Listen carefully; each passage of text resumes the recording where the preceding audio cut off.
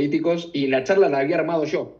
Entonces, como de mínima tenía que recibirlo, presentarlo y después irme.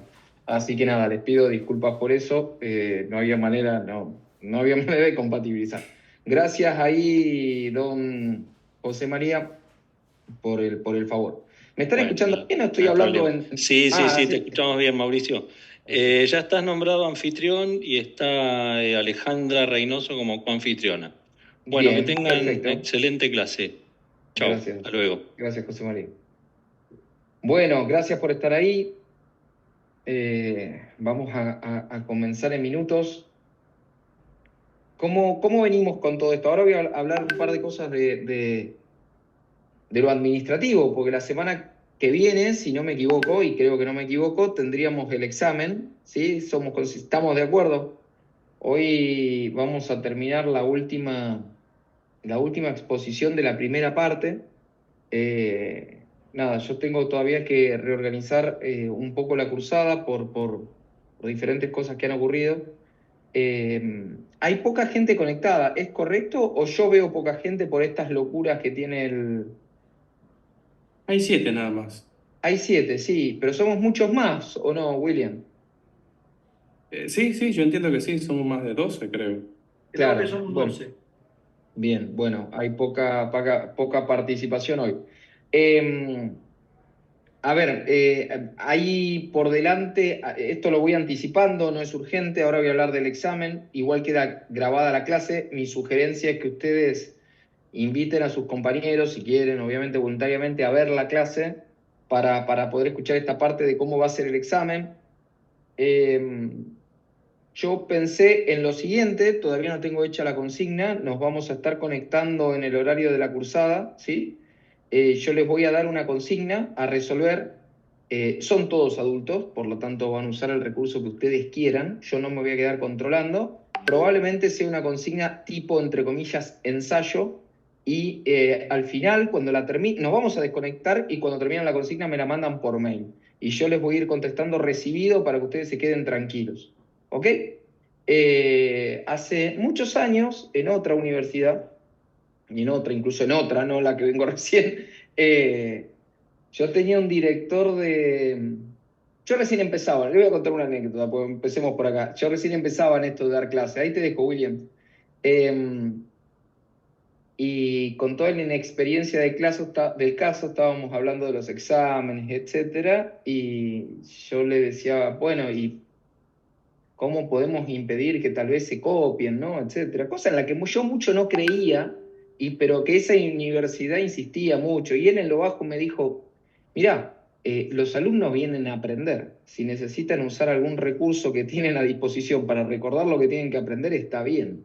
Y siempre me quedó eso en la cabeza. Y ahí empecé a modificar la forma de armar los exámenes, porque no tienen por qué estar basados en memoria.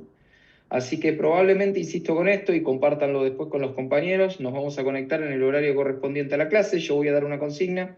Ustedes apagan las cámaras, se desconectan, la resuelven y me la mandan a mi mail personal. Lo que sí les voy a decir entonces, se los voy a decir ahora, quédense tranquilos solo cuando yo les ponga recibido.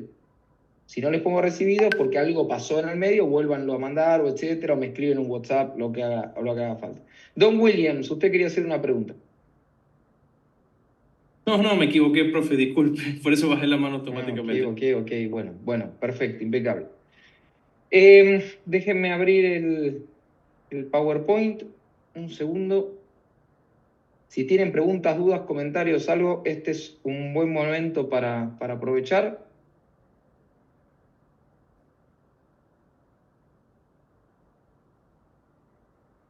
Ahora les voy a compartir algo personal de la semana pasada, que me parece que es atinente.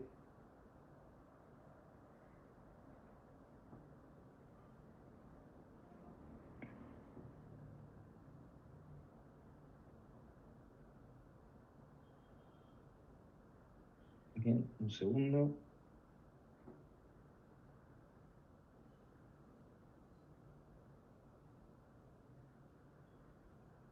Solo para chequear, la semana anterior, cuando tuvimos clase, estuvimos con lo de Elder y Cobb. ¿Es correcto?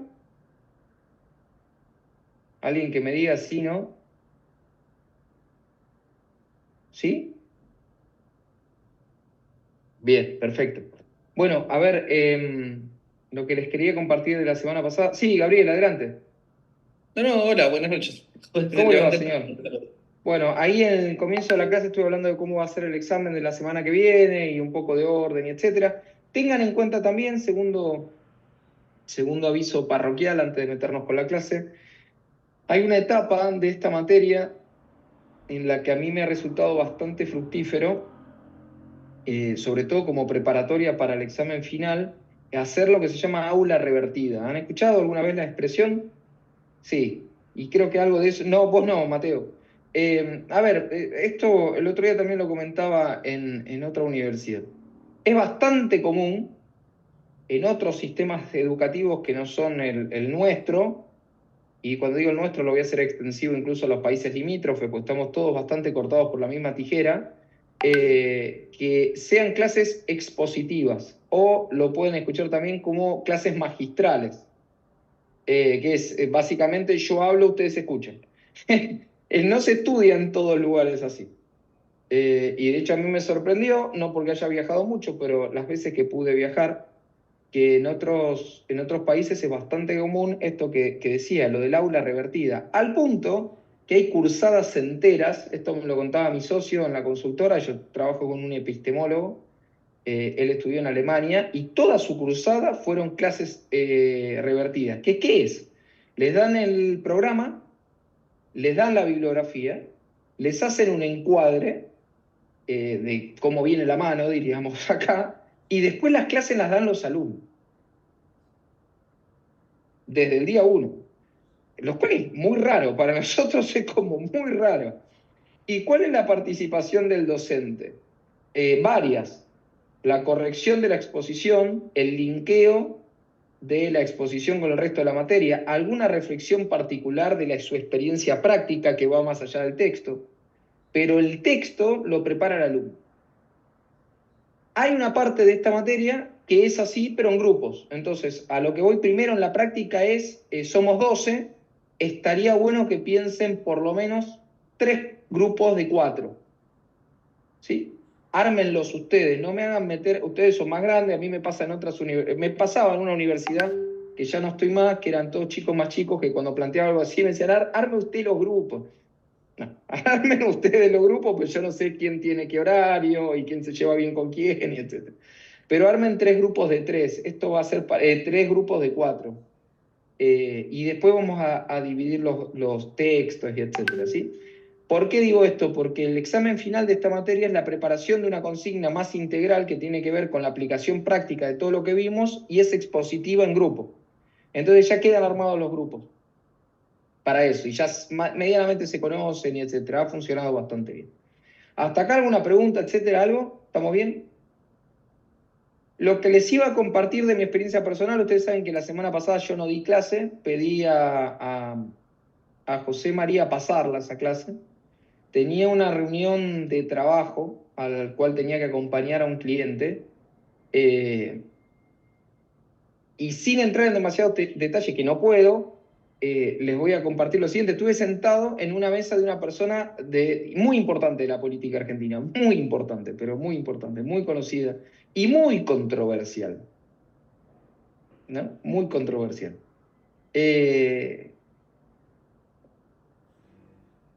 Y me sorprendió que esta persona, que pertenecía al partido del gobierno saliente, ¿sí? Del anterior gobierno, en un cargo ejecutivo muy importante, era otro ser humano.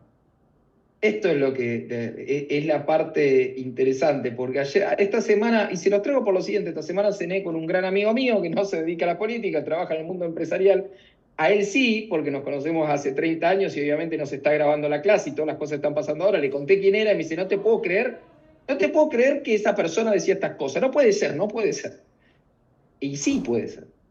Y yo les aseguro que las críticas que hacía esta persona al gobierno saliente, al gobierno de Alberto Fernández, era 1000 veces peor que si lo agarro a Gabriel en su peor día gorila, ultra mega libertario, anarcocapitalista, rodbariano, Frank Hoppe y la mar en coche. En su peor día, Gabriel es moderado. De verdad. En serio. ¿Y qué es lo interesante? Dale, Gabriel, dale, porque Ok, a mí me fuiste pasa. aludido, como dicen en la cámara. Tenés Claro, derecho a no, emoción. conozco también algunos políticos afines, no parte del gobierno anterior, pero sí afines y muy cercanos, consultores y demás, también de alto perfil, pero que prefirieron mantenerse al margen por el lado económico y lo odian. O sea, Culfas. Porque ¿cómo? básicamente me definiste o a Culfas o a Gis. Muy lejos de eso, No, olvidate. no, A Gis. en realidad bueno, es redrado, o sea, fue cercano. No tenés que hacer eso, no Está tenés que bien, hacer pero eso. no me importa. Ya Y lo lo había odio. dicho, no hay problema. Ah, ya No lo había pasa dicho, nada. dale. La realidad es que lo odia. O sea, odia haber. Mirá que Redrado tiene una historia y una formación peronista bastante fuerte, Sí, de sí. para acá y de antes, digamos. Después se transformó más en un tipo de mercado, pero vos hablas con él y de base es bastante peronista, digamos, ¿no? Ujú. En el Sí, sentido sí. económico, en el sentido de justicia social y de movilidad social ascendente. Y él, digamos, lo odia, dice que se perdieron la oportunidad de poder llevar adelante un montón de cosas y realmente cree que fue el fin del peronismo el último gobierno. Entonces, Sí, yo tengo mis. Dale, termina tu no, razonamiento. entonces yo creo que si un tipo que es moderado y te diría que hasta hoy es de centro derecha como Redrado, pero que tiene una base ideológica peronista y lo odia, yo creo que la centroizquierda y el progresismo, que son lo que representa en realidad a Alberto, lo odian el triple, porque no va a haber una opción progresista viable en el futuro cercano. Mirá la reta como le fue en las elecciones, ¿no? Sí, yo lo único que disputo de todo lo que dijiste es la parte de que sea el fin del peronismo. Pero te quiero dar mi argumento. El otro día lo hablaba con un filósofo muy de la derecha argentina, muy de la derecha argentina, un tipo muy formado. Y yo le decía que el peronismo es un Dasein, es un ser en el mundo, es parte de la identidad del argentino. Y de hecho, si vos ves la iconografía del acto de Milei, eso no es el acto de un dinamarqués, de un danés, perdón, de un danés. Es el acto de un peronista. Entonces, ¿qué te está mostrando eso? Que es muy Teníamos a nuestro difícil. propio Gordo Mortero. ¿Lo viste? ¿Lo Bueno, sí, vieron? de todo, de todo, de todo, de todo. Que está bueno, digo, hoy es la última clase, voy a ir haciendo esto, a mí me gusta hacer estas introducciones tipo editorial, pues me gusta mucho el periodismo, ahí te dejo Raúl, y me gusta entrar en el tema conceptual, pero desde lo práctico. Hoy es la última clase que habla del el link entre comunicación y políticas públicas, después vamos a pasar a otras cosas. Y es muy difícil poder plasmar un programa de gobierno en Argentina que no contemple un sustrato de identidad peronista. ¿Sí? Es muy difícil. Hay que tomarlo, no hay que tomarlo como una ideología, mucho menos hay que tomarlo como un partido, el peronismo, mucho menos como eso. Pero mucho menos pero tampoco como una ideología, es un ser en el mundo, es una manera de ver las cosas. Es tal vez, algunos se me va a enojar. Ahora yo le digo estas cosas a los liberales, a veces a un Iván Carriño le agarran las ganas de clavarme algo en el medio del pecho. Pero es parte tal vez de lo más... todos los proyectos nacionales hacen el intento de generar una identidad, sobre todo en países muy jóvenes como Argentina o Estados Unidos. Pensar Argentina sin componentes de la identidad peronista es muy errado. Esa es mi postura. Pero sí, dale, Raúl, perdón. A ver, dijiste algo muy cierto. El peronismo dejó de ser un partido. Sí. Y yo tengo una filosofía, vos imaginate, yo soy bastante liberalón, digamos, por decir suave. el peronismo dejó de ser un partido porque claramente es... Perdón. ¿Qué No, te decía Sí, que el sí, peronismo ha sí, dejado de ser perdón. un partido como tal para mostrar cómo es el argentino, básicamente, que es algo muy heterogéneo, con mucho pensamiento, con muchas variantes, con muchas cosas, que muy, muy mezclado todo.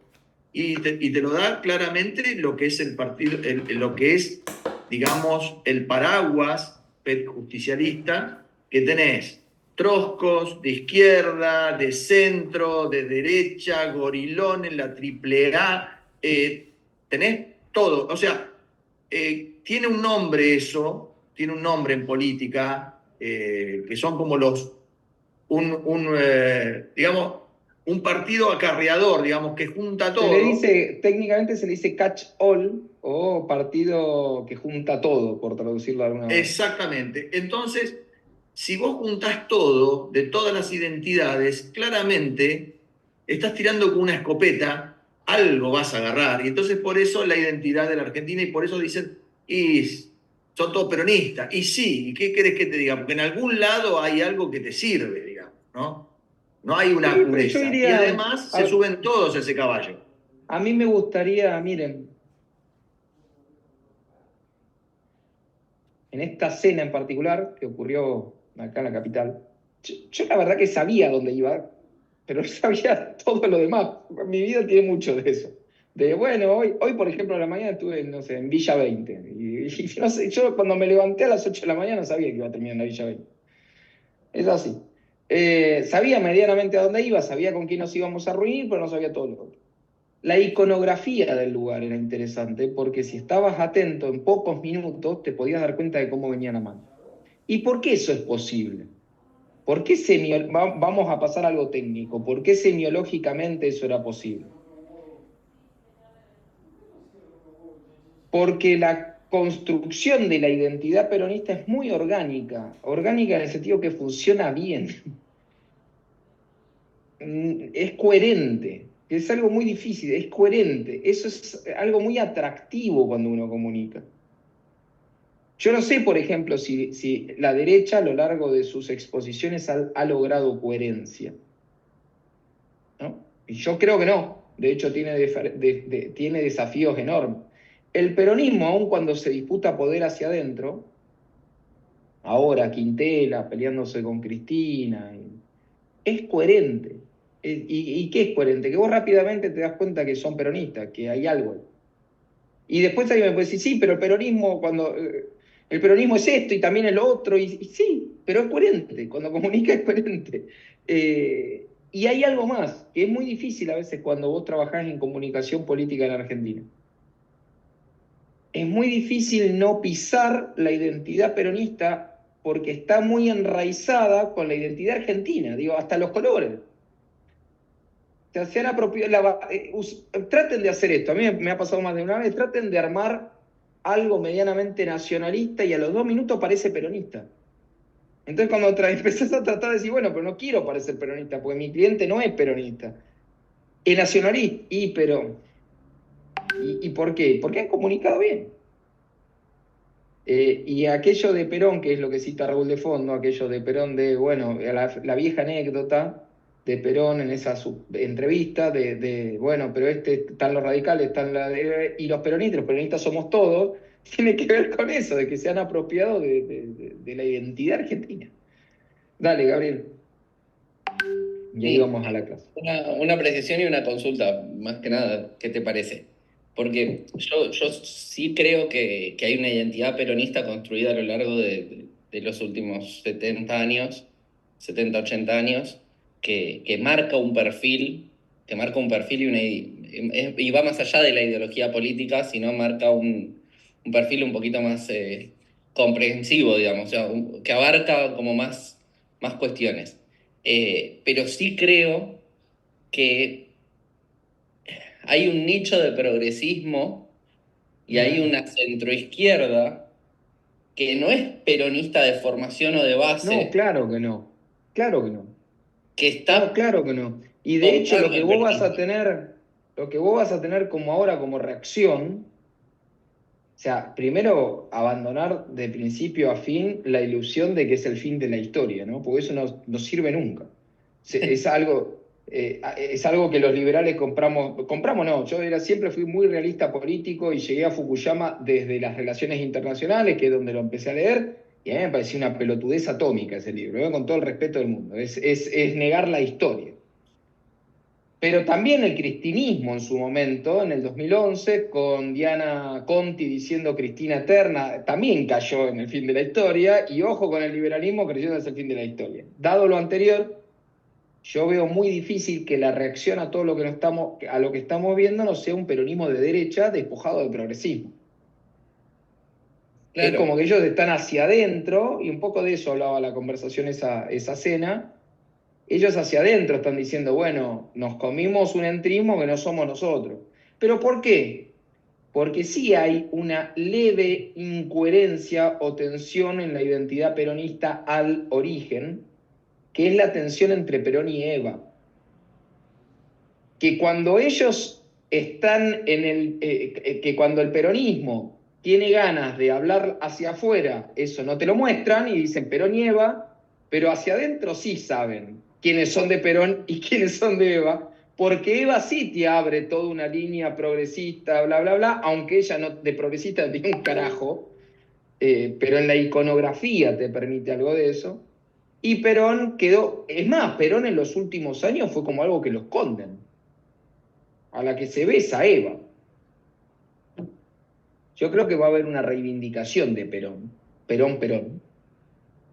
Aunque no lo nombren a Perón, digo, en estética, en discurso, en etcétera, en el Perón de los Pilagá, ¿no? Una vuelta discutía eso, no, porque Perón, ¿qué Perón? Los aborígenes, Perón tiene un discurso hiper mega hispánico donde dice la mejor política, esto es de verdad, búsquenlo, la mejor política para los aborígenes es darle un DNI argentino. O sea, más roca que eso no hay. Perón no tenía nada que ver con todo el multiculturalismo y todas esas cosas que venían después. Yo creo que el peronismo va a resurgir desde ahí o va a intentar resurgir desde ahí. Y hoy eso es Pichetto versus Grabois, ¿no? Porque si vos... El tema es que Pichetto, que es un sujeto político para escribir 50.000 libros, más allá que lo quieran o no importa, Pichetto es un tipo viejo. No, lo puse como un ejemplo de un Pero está peronista. bien lo que pusiste, está muy bien, pero además vos das en la tecla. Porque vos para nombrarme ese peronismo que para mí va a desafiar, me nombrás un tipo que ya no puede competir, lo cual, si vos tenés la oreja parada, decís, bueno, y entonces, ¿quién va a competir por ese? Porque tampoco puede ser Quintela.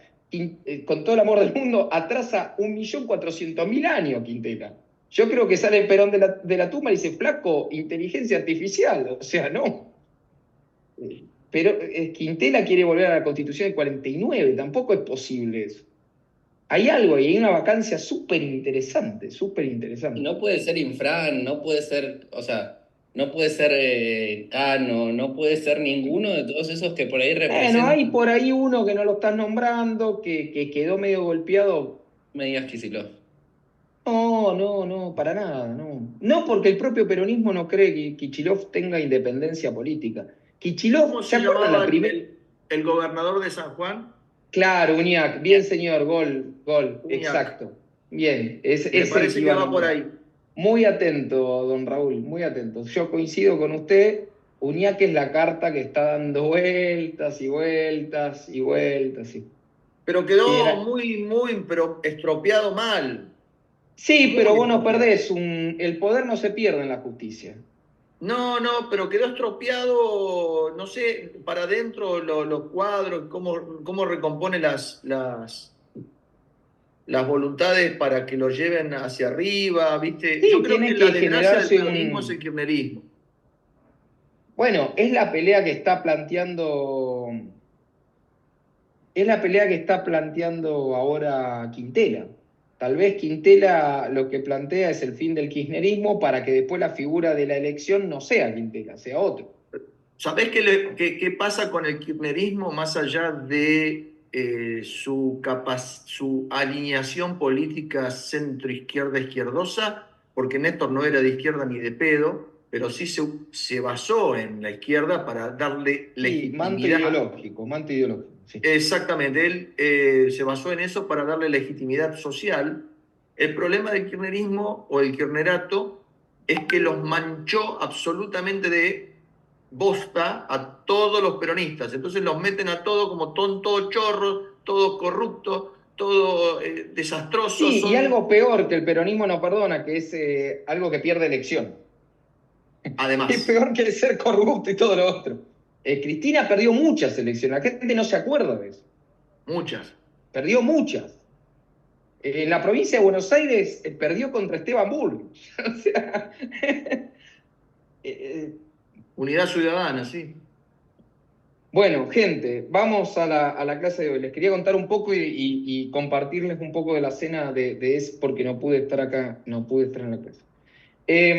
Digo simplemente que hacia adentro hay una crítica muy furibunda que por momentos roza un liberalismo extremo que yo dije, no puede ser. O sea, hasta yo estaba medio sorprendido. Gente que decía, che, mira acá, o sea, nos excedimos un montón, no era necesario, no había que pelearse con el campo, no había que meter retenciones. Yo decía, upa, ¿qué pasó? ¿Qué pasó acá? Bueno, qué sé yo. Última clase, nosotros hasta acá haciendo un repaso, en las últimas clases hablamos ciertos aspectos. Dentro de políticas públicas hay varias preguntas, hay varios debates. Uno de esos debates es de dónde surgen las políticas públicas. Nosotros vimos todo lo que tenía que ver con las coaliciones defensoras. Después hablamos del modelo secuencial, que es como un contrapunto, donde pesa muchísimo lo racional, lo analítico, la adecuación de los medios afines, y hicimos un montón de críticas de ese modelo. Después pasamos a todo lo que tenía que ver con de dónde surgen los problemas de políticas públicas, y si uno los quisiera enfocar desde el punto de vista del modelo secuencial, diría, bueno, el problema está ahí afuera, yo lo analizo, veo qué medios tengo para resolverlo y aplico una resolución, pero luego, desde autores como Deborah Stone o Elder Cobb, lo que fuimos viendo, y desde una perspectiva bastante compatible con el tema de las coaliciones defensoras, es que los problemas de políticas públicas se crean, y se crean en gran medida porque a veces hay recursos que permiten crear esos problemas, que era la discusión que estábamos teniendo con don Gabriel, y creo que con Alejandra.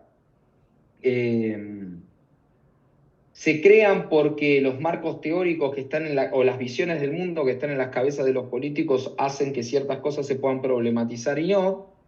Pero luego también se crean, y a eso va la clase de hoy, es la última con respecto a este tema, se crean porque hay símbolos en la sociedad, esto lo dice Elder Cobb y también lo dice Deborah Stone, hay símbolos, hay heurística, hay pasado, hay una parte historicista de una sociedad que facilita unas soluciones o unos encuadres sobre qué está pasando en el mundo e impide directamente otros. ¿Sí?